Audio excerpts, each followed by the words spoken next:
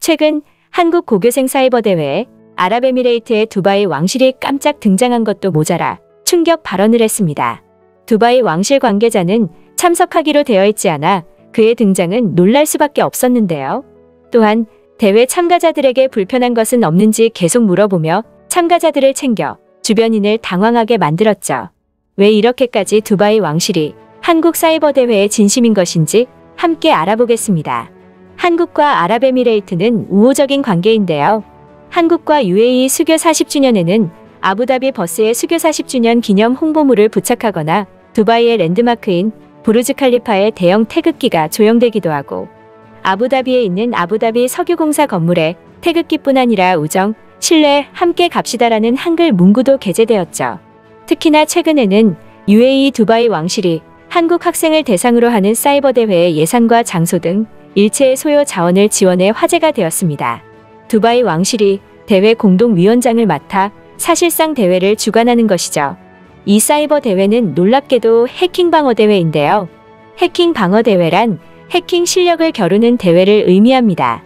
코드게이트, 데프콘, CQ인사이드 CTF, 삼성전자 CTF 등 다양한 해킹 방어 대회가 존재하며 다양한 기업 및 기관에서 운영하고 있죠. 이 대회는 한국 고교생과 대학생을 대상으로 하는 온라인 대회로 2개월 동안 온라인으로 예선을 치러 최종 결선에 진출할 6팀을 가렸죠. 이후 6팀이 경쟁해 UAE 두바이에서 우승자를 가렸습니다. 두바이 왕실 측은 상금은 물론 결선 진출팀이 두바이에 체류하는 동안 숙식비와 관광 프로그램 비용 등 체류비 전액을 부담했는데요. 두바이 왕실은 결선 참가자에게 월드컵 개막식과 결승전 입장권 등의 부상을 제공할 의향도 비쳤습니다. 또한 최종 결선팀을 가리는 장소에 두바이 왕실 모하메드 빈 셰이크 지렌가 참석해 경연대회가 술렁였는데요. 이후 그는 한국과 지속해서 IT 기술 교류를 할 수 있는 계기를 마련했다는데 큰 의의가 있다라며 앞으로 UAE는 한국의 젊은 인재가 필요하다고 말해 관계자들을 깜짝 놀라게 만들었습니다. 또한 우승팀에게 직접 말을 걸며 두바이에서 지내는 동안 필요한 것이 있다면 언제든 말하라고 말했으며 우리는 당신과 같은 인재들이 꼭 필요하다라고 전했습니다. 모하메드 빈 셰이크 지렌는 우승팀을 마음에 쏙 들어했죠.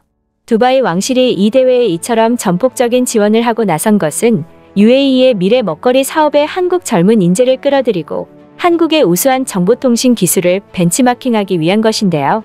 UAE는 지난해부터 국가 차원의 미래 먹거리 개발 사업을 추진하고 있죠. 산유국임에도 불구하고 수소 에너지와 같은 친환경 에너지 개발을 지원하고 특히 인공지능 AI, 빅데이터 등을 향후 UAE의 주력 산업으로 키우기 위한 국가 프로젝트를 진행 중입니다. UAE가 굳이 중국과 일본을 놔두고 유독 한국의 IT 인재에 관심을 가지는 것일까요? 그 이유는 유독 한국에는 해커 천재가 넘쳐나기 때문입니다. 한국에는 세계적으로 실력을 입증한 3대 화이트 해커가 존재합니다. 첫 번째는 미국에서도 실력이 입증된 홍민표 대표가 있습니다.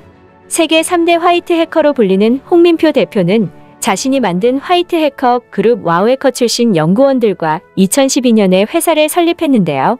와우해커는 세계 최대 해킹 방어 대회인 데프콘 본선에 5회 진출한 국내 대표 화이트햇 해커 그룹으로 알려 있습니다. 홍 대표의 S웍스는 미국 샌프란시스코로 본사를 옮겼는데 현지에서도 기술력을 인정받았죠. 뿐만 아니라 시장조사 업체 사이버 시큐리티 벤처스가 2017년 발표한 세계 500대 보안 기업 중 363위에 이름을 올렸습니다. 두 번째는 박찬남 대표입니다. 박 대표는 화이트 해커 출신 중 최초로 고등학교 교과서에 등재된 국내 정보 보안 전문가로 알려져 있는데요. 그는 국내외 다수 해킹 대회에서 우승하며 화이트 해커로서 경력을 쌓아오다가 2015년 보안 벤처기업 스틸리언을 창업했습니다. 이 기업은 국내외 해킹 대회 우승, 대통령상 및 장관상을 수상했으며 글로벌 SWC 약점 다수 발견했고 2017 우수벤처기업으로 선정되는 등 국내에서 꾸준히 성장하고 있습니다.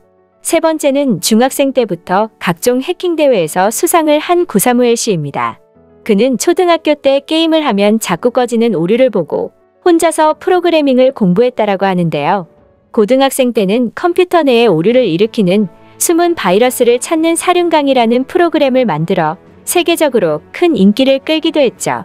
또한 지금으로부터 약 12년 전 한국 해커를 세계적으로 유명하게 만든 사건이 있었는데요. 2010년 3일절 오후 1시 우리나라의 10만이 넘는 사람들이 같은 시간 같은 마음으로 컴퓨터 앞에 앉아 일본의 대형 극우 커뮤니티 채널을 공격합니다. 바로 너무나도 유명한 전설의 경인대 최정예 해커들뿐 아니라 10만이 넘는 일반 시민들까지 대동단결하여 펼쳐졌던 무자비한 사이버 전쟁이었죠.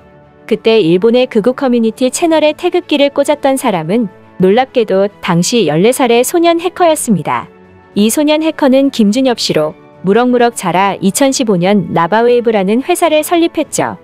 그는 그동안 국가정보원이나 경찰청 등의 해킹 방어 자문을 해왔던 국내 최고 수준의 화이트 해커로 활동을 했었는데요. 현재 김준엽 씨가 운영하고 있는 회사 라바웨이브는 디지털 성범죄에 대처하는 서비스를 전문적으로 제공하는 기업으로 사이버 범죄 대응 분야 국내 최대 기업이라고 합니다.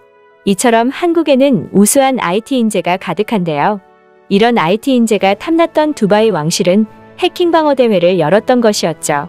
두바이 왕실은 한국의 뛰어난 IT에 놀랐다고 말하며 한국의 미래 해커 인재들을 직접 만날 수 있어서 좋았다고 전했습니다. 한국 화이트 해커들의 활동을 응원하며 영상 마치겠습니다. 생생튜브였습니다. 구독과 좋아요 부탁드립니다. 감사합니다.